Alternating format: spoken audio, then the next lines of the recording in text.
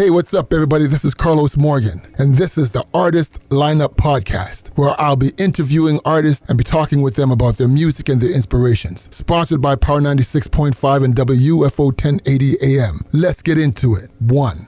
Good afternoon, everyone. My name is Carlos Morgan, and it's a pleasure for me to be here. This is the Artist Lineup Podcast with your host. It's a pleasure to have my first ever guest on the Artist Lineup. I want y'all to give a big shout out, raise your hands, do something out there, and give it up for Franklin Crocker. Thank you. I'm going to tell you this. I truly appreciate you having me on your show. To be the first is always amazing. Yes. Like there's a certain ambiance with being the first of something. So I really greatly appreciate you thinking about me. Absolutely. In regards to your show. Thank you. Well, thank you for being here, man. And, yes. you know, it was about a month or so ago when you had us on your show. Yes. So when we were talking about the guests that we wanted to have on my show here, you're one of the people that first came to mind. Thank you. And, you know, it's about reciprocating and showing love and support and encouragement to each other. Yes. Especially I find in the Black community, you know. So, again, I'm very grateful for you being here and grateful for having us when you had us on your show. So tell us a bit about Franklin Crocker and your background, because you have your show on WUFO 1080 AM or Power 96.5. So tell us a bit about your beginning and how you got into the media business or starting your own podcast. That's funny. It's all by accident, but it's by accident in my theory, but it was always God's plan. I just never knew it was part of my plan. Okay. So my background is marketing and sales. Okay. Oh, what sales? And sales and what background? Automotive sales. Okay. So I've trained and coached, mentored some of the best salespeople in this world in regards to just not even automotive, but just in regards to sales in general. Okay. I used to do sales for Google and Verizon, doing search engine marketing. Okay. And I've always thought outside the box. I was always that person that, well, I'm not gonna say buck the system, but I will go against the system and find my way to do something. The foundation would be always laid. Okay. But I always wanted to create my own house on that foundation. Okay. So I use that same philosophy and even in the radio show. So how I got into this radio thing was by accident. My uncle was a very famous radio personality named Frankie Crocker from the 60s to the 90s. Wow. And where was he? What did he do his radio show? He started his radio career here in Buffalo, New York at this same station. Wow. Back in the 60s. Okay. So he got really big and he moved to New York City and was the #1 radio personality on the radio show or the station WBLS. Whoa, okay. So huge. And he helped to pioneer a lot of musicians' careers, such as, and people, you know, Michael Jackson. Wow. Madonna. At the age of 19, Madonna's label did not know what to do with her. So she wasn't pop enough, but she wasn't urban either because she was white. Right. So they needed somebody to help kind of mold her and bring that Madonna flair out. Right. So they chose Frankie Crocker. So Frankie mentored Madonna, and to this day, she still, you know, pioneers her career success behind Frankie. Wow. So I like to tell those kind of stories. Wendy Williams, another one, pioneers her career off of Frankie Crocker as well. She idolized Frankie. And the reason I bring all that up is, you know, we all need that person in our life to make us better than who we are. True. To give us that vision and that inspiration of becoming a better version of us. True. And Frankie did that a lot for a lot of musicians. So he would have these dynamic interviews because, again, remember, back then there was no social media, there was no internet. True. So you only had the radio, you only had TV in order to get your message to your fans. Yes. So he would have these stellar interviews on the radio to get across the world, and he allowed these artists to just tell their story to their fans, to get another side of that artist that you may not have never heard or seen before. Right. So what I started, by accident, I was actually I pitched it to Sheila. I was actually creating a dating app. Oh. And I pitched it to Sheila. What dating app was that? It's called Love. It's still called the same thing. It's Love Lingos. Okay. And is it active? It is not active. It's not active as of yet. So my whole goal, to be honest with you, and you're the first person that even asked me this, was to generate enough buzz using the radio using my name, using my uncle's legacy to get around the right people that could help fund this dating app. Okay. Which is pretty funny now because I just thought about this today. I forgot about the dating app until you kind of asked me about it. Wow. I've gotten so much excitement on this new journey of radio that I don't even care about the dating app anymore. And believe me, the dating app is $1 billion. My concept is $1 billion concept. So how would you, if you don't mind me asking, Yes. how would you compare it to other dating apps? Like, and how is it different? How is it different? So I'll talk in stories, so I hope you don't mind. No. So the reason I came up with God has always given me this vision in my dreams. Okay. He always supplies me with these amazing, vivid dreams that when I wake up, I'm like, God, I know you just gave me that. So what happened was I went through a divorce. Okay. And through this divorce, I became depressed. I was in New York City area. It wasn't the city I was from. So everybody that I knew, my life surrounded around my ex-wife's family. Okay. So all my brother-in-laws became my best friends. Oh, I see. So when that divorce ended, it kind of put a strain on the relationship between my brother-in-law. So I was isolated by myself in a town that I wasn't from. This is in New York City. This was in New York City, Okay. yes. So at the time, I was 242 pounds. Wow. I went down to 180 pounds off of stress. But then I said, okay, I need to manage myself better than what I was doing. So I started to ride my bike. Okay. Started with 10 miles, 20 miles, 15 miles, 30 miles. Started to play more sports, basketball, football, get myself more active. And then in this whole period of time, I said, okay, I need to find people to socialize with. So I decided to go on dating apps. The issue with dating apps that I have a problem with is, to me, they're all the same. They have different names, but the same substance is the same. It's based off of 300 characters, Okay. based off of 5 pictures. Okay. I can't really tell if that person is my forever Right. off of 300 characters and 5 pictures. True. Can't. True. So the problem with that is, now granted, everyone has their own, like Bumble is a great app and it's made for women, and the woman decides first who they want to speak to versus the man making the first initiative. So that's their pitch. Okay.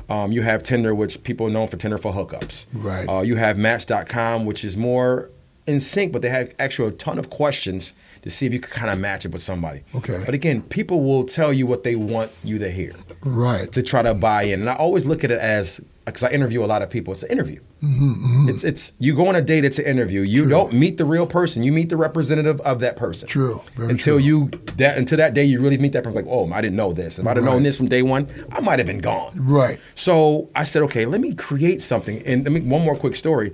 I went on a date with a lady, and she said that, so again, I was treating dates like I was in sales. That's Okay. very basic questions. And, so when is the last time you went on a date? I asked this lady. She said, yesterday. Okay, so I'm going to find out what the guy did right and what he did wrong. Because if he did something wrong, I'm not going down that lane. Right. If he did something right, guess what? I'm going to piggyback off of that and try to go a little higher than that. Right. So she's like, well, yeah, yesterday. I'm like, okay. I asked her questions. What was good? What was bad? She told me. I said, well, what was the last time before that? She said, well, the day before that one. I said, so I'm the 3rd guy this week. She says, no, you're the 5th guy this week. I said, it's Friday. She says, yeah, I started on Monday. Wow. I said, so what are you looking for out of these dates? She said, I'm looking for the perfect 10. I said, sweet. If you're looking for the perfect 10, you need to delete all of your apps because there is no perfect 10 out there. Right. The problem with dating app, there's too many choices. And if you look at Okay. statistics, men outnumber women 4-1 in the world.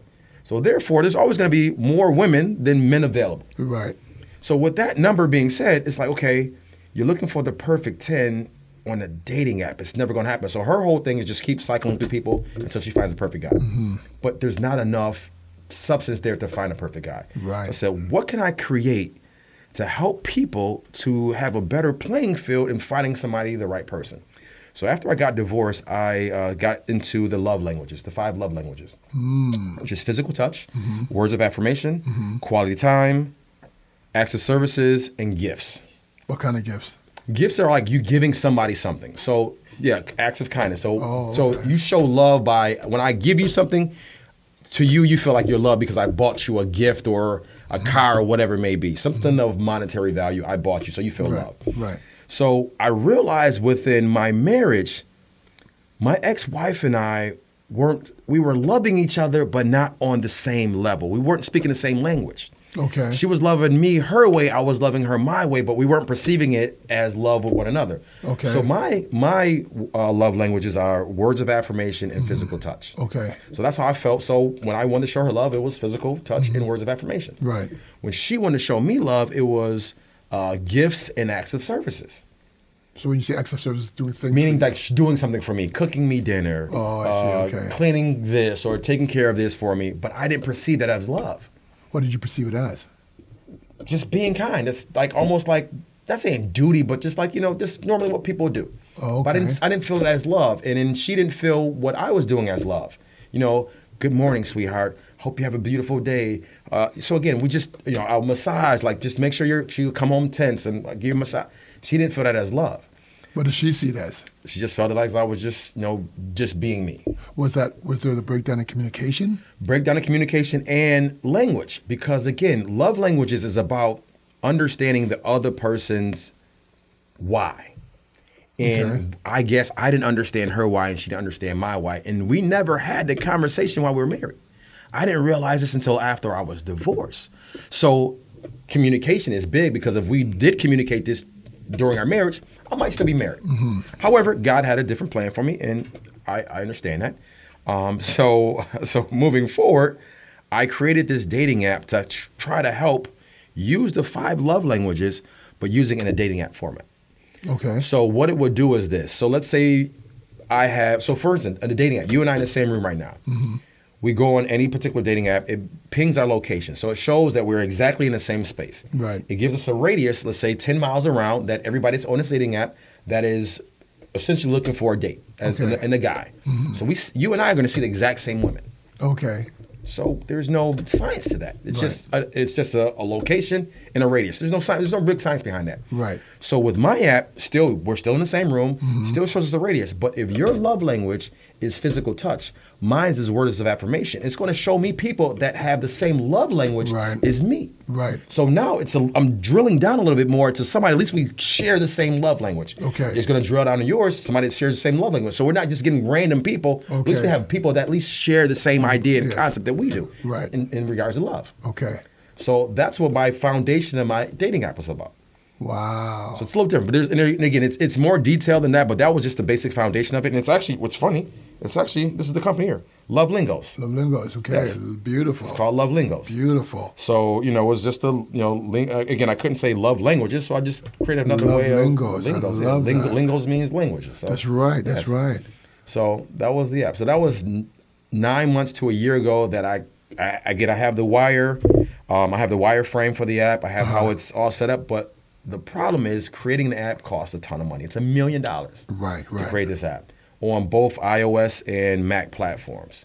So, question: So, are you in any way, shape, or form connecting your Love Lingos dating app and your Franklin Crocker show? Are they in any way connected, or are you keeping them autonomous?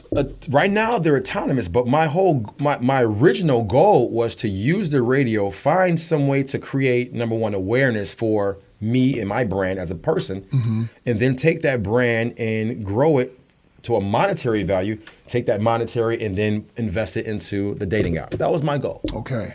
I fell so much in love with the radio, that's not my goal anymore.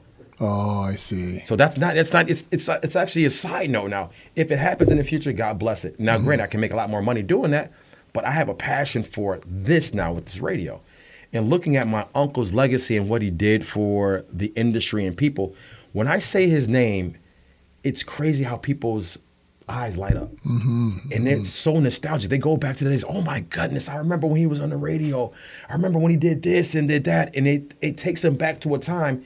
And music does that to you. Music for me is essential in my life. You hear it every day, but it's so essential where I could see a scene walking outside or seeing on TV, or I can go to a play or a concert, and it reminds me of a song in my head, and I actually will start blurting out that song. And people, when I talk to them every once in a while, I actually sing while I'm talking, Right. because you may say something that reminds me of a song, and I might just blurt it out, Right. like, yo, Franklin, you're crazy. I'm like, I know, but that's okay. Yeah. I'm okay with that. Yeah. So again, music to me is very powerful, and what we do with the radio show, our first show was called Active Listening. And what we did is we took we used a test song, which was Phil Collins' In the Air of the Night. Okay. And a lot of people have said, and before we even went on the show, I asked 100 people what they thought the song was about. Mm-hmm. And 99 people were wrong. One person actually knew exactly what the song was about. But why were the 99 wrong and this one person was right? Because this person actually listened to the lyrics of the song. Okay. So this whole thing was about actively listening, because a lot of times artists like yourself, yes, you create beautiful music with a message behind it. Right. However, the naked ear doesn't hear the message.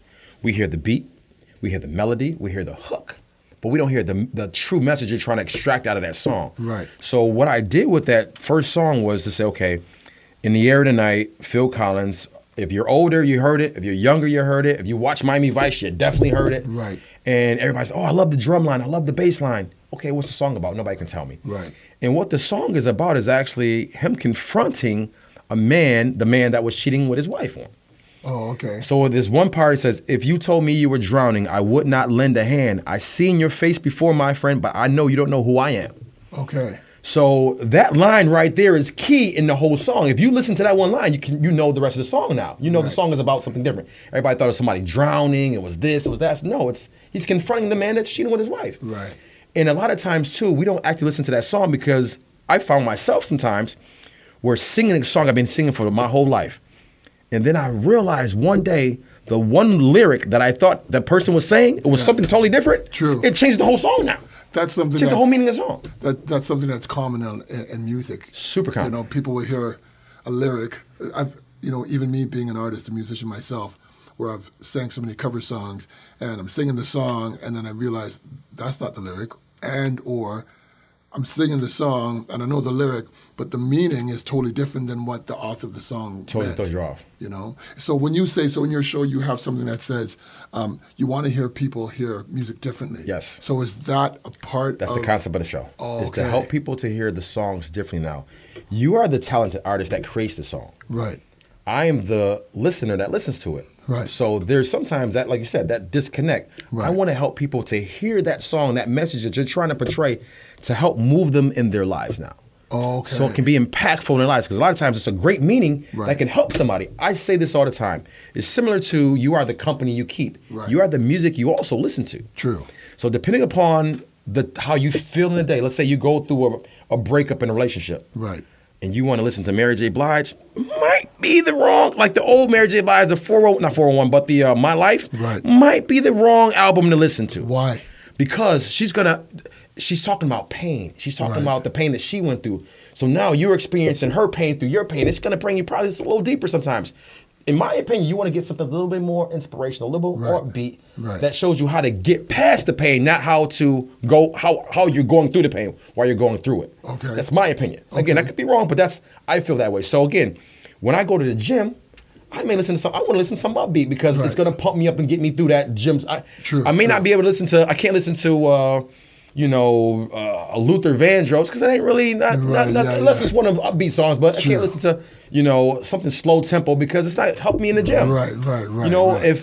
If I listen to rock and roll all day, most likely my personality is gonna be aggressive, really aggressive. Okay. So you may need times where, guess what?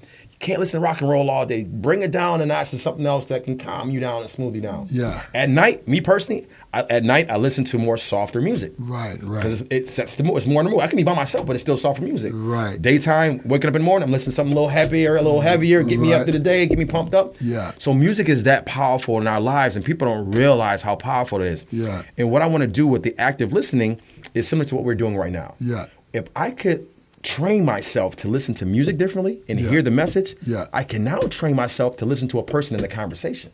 Oh, wonderful. Because a lot of times we don't listen to one another. You're thinking about what you want to say back. I'm thinking about what I want to keep saying, and we're missing each other. Okay, so let's talk about hip hop then. So I find in commercial contemporary hip hop, the lyrics predominantly can be very violent, 100%. misogynistic, sexist, and with the overuse of the racialized, quote unquote, word of the N-word, which I don't even like using that political terminology, because I feel that in saying it, not to give it power, But in saying the word and then explaining the history of the word, because we find that in today's generation, or I'll say in the past 20, 25 years, where you find in predominantly the black community, where they're saying they're reclaiming the word when that word was never ours to claim in the first place. 100%. Shouldn't have been our words claimed. Right. And so with that word and these other themes in hip hop, when you listen to hip hop and these lyrics are, again, very problematic, in my opinion. Yes. And I see how it informs and it dictates behavior and attitude in youth society, youth generation right now. Yes. Then you as a listener, when you have these kind of conversations to get people to hear lyrics differently or hear music differently, how do you address those kind of lyrics where they're problematic? Yes, we do address those in a sense. That's a great question.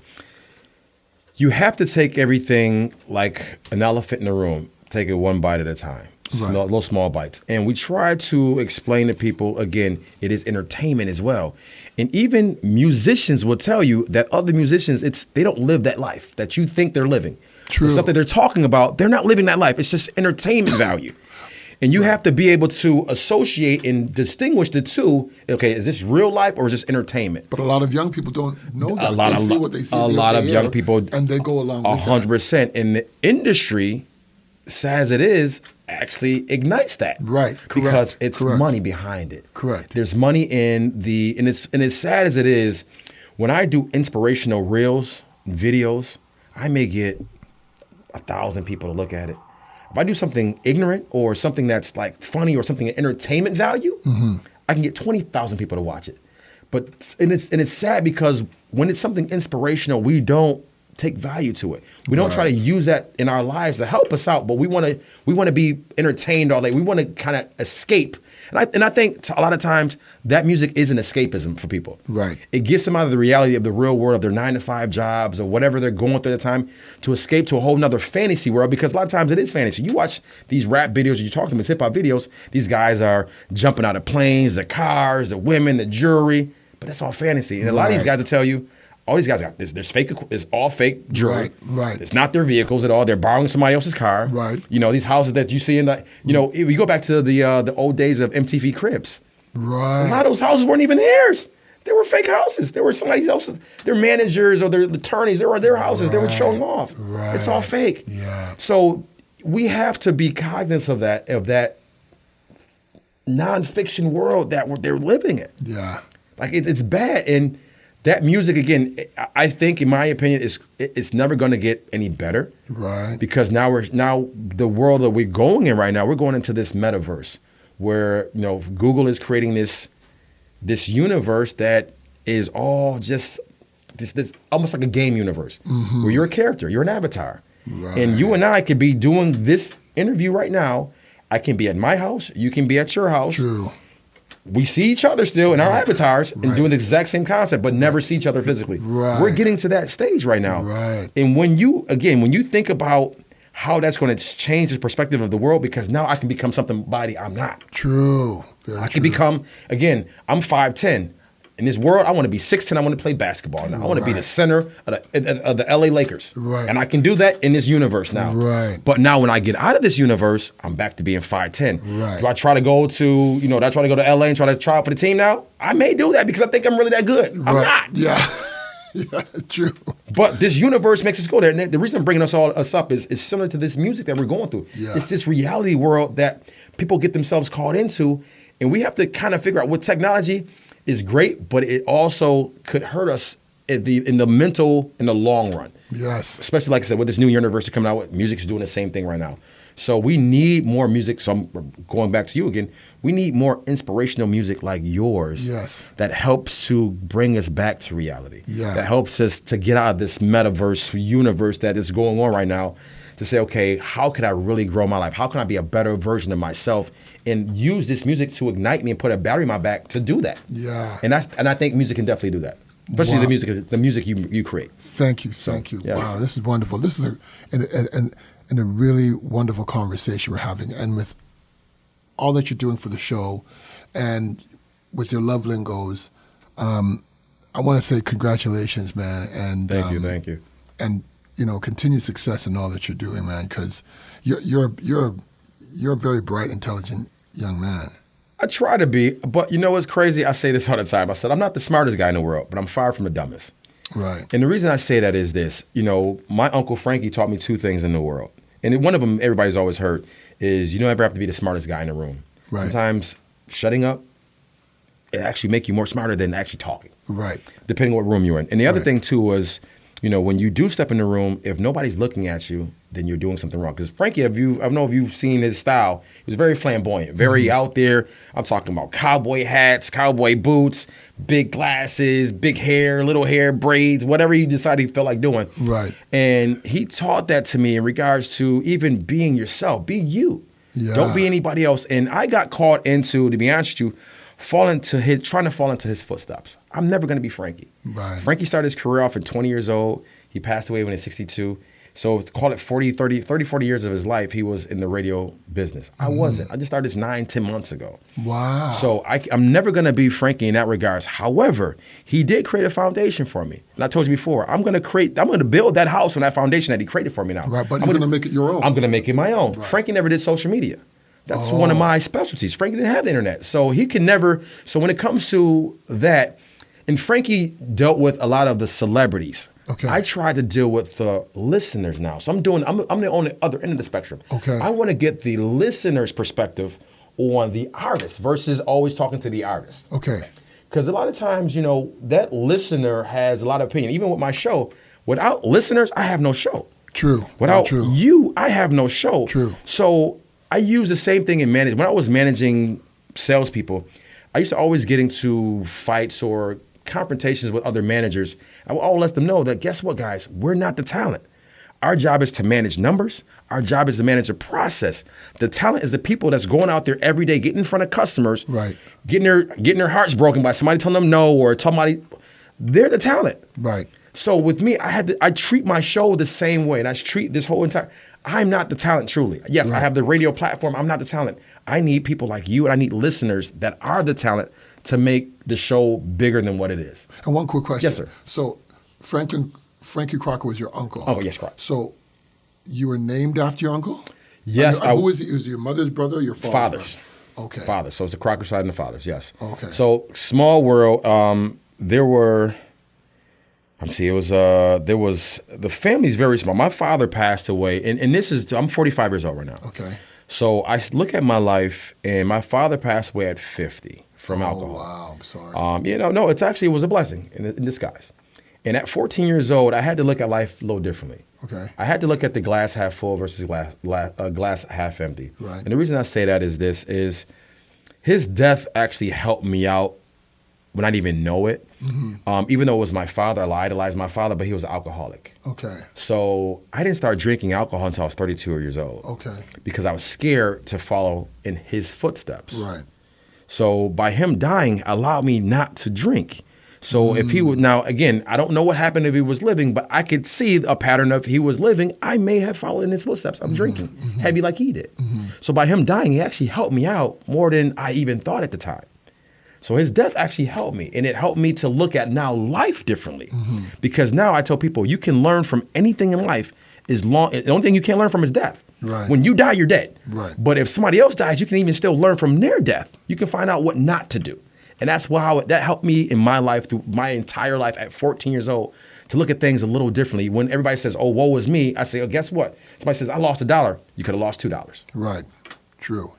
Wow. So it helped my life out, but my father passed away. And I know it sounds kind of weird me saying that, but it really did. Well, you learned your father's passing taught you a lesson about Correct. yourself. About myself, So that yes. is a positive thing. Definitely. So, yeah. So let people know where they can reach you and when your Franklin Crocker show is on.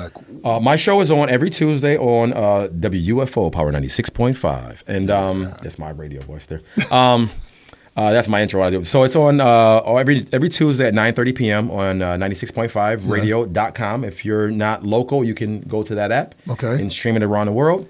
And my saying is, if your smart device isn't tuned into the Franklin Crocker Show, is it really considered smart? I like that. You know it's not. Yeah. Now, I'm going to tell you where I got that from. I got that from Frankie. Oh, Frankie used to say, if your radio isn't if Frankie Crocker isn't on your radio isn't on. Again, I just remixed what he already made. That's great. That's all I did. That's great. So I took, again, foundation. He created a foundation for me. Yeah. And it's funny that the reason I'm saying this too, because Frankie, he has this monumental billboard. He had this monumental billboard that was in New York City. It was him laying naked, sideways, holding his head. You ever see the Howard Stern? Yeah. You ever see that billboard? Yeah. Howard Stern got that from Frankie. Frankie was the first one to ever do that. Wow. And I'm actually thinking about, I have a Bronco, this big Bronco with my logo on the top of it. I'm actually thinking about laying on the top of the truck doing the exact same thing. So my whole point is I'm getting something else from my uncle again. I'm taking bits and pieces, but remixing it to the new decade of the Franklin Crocker Show. Yeah. So that's what I'm doing. So yeah. That's great. Yeah. And where can people reach you on social media? Social media, you can go to Facebook or Instagram at The Franklin Crocker Show. On Twitter and on TikTok, it's Crocker Show. That's All it. right. Those stuff too. And on YouTube, it's actually The Franklin Crocker Show as well. So YouTube, TikTok, Facebook, Instagram, and I'm actually going to be on Twitch pretty soon. Okay. Which is another streaming. Twitch TV, right? Twitch TV, yeah. I'm actually going to have my own little streaming thing up there. So a friend of mine out of Toronto, actually Jay Nice, out of the Chum, I think it's Chum Station in Toronto. Chum FM? Chum FM, yeah. It's like it's a 44, I think it's like a top 40 station. Yes, it is. He actually put me onto that, and so I'm going to try that out as well. That's great, man. Franklin, thank you for coming on the show. Carlos, thank you for having me, sir. I greatly appreciate it. Appreciate you, I appreciate man. the love, and I'm still rooting for you. Thank you. Anytime you have any concerts, any events, please give me a holler. I will. I'm on the next thing smoking. I'm the hardest working man in showbiz. People don't understand. That truck got a lot of miles on it right now. I've been driving. Wow. I'm going from place to place, man. So, again, I'm on the next thing smoking. You let me know, I'm there. Thank you. I definitely sir. will, Show me man. love. Yep. And once again, thank you, everybody, for tuning into the Artist Lineup. My name is Carlos Morgan. And I also want to acknowledge that today is the National Reconciliation Day for the Indigenous people. So do they have that in America? I know it's happening in the States. I'm sure they do, but it's probably not really a lot of awareness for it now. Oh, okay. No. So right now I'm wearing this T-shirt called Every Child Matters, and September 30th is a special day in Canada for the Indigenous people. So, and everybody's asked to wear orange, so I just want to acknowledge that. And again, so tune in next time, tune in next week. We're going to have a new guest. Again, my name is Carlos Morgan, and this is the Artist Lineup. Peace and love, y'all. Peace and love. Yeah. Thank you.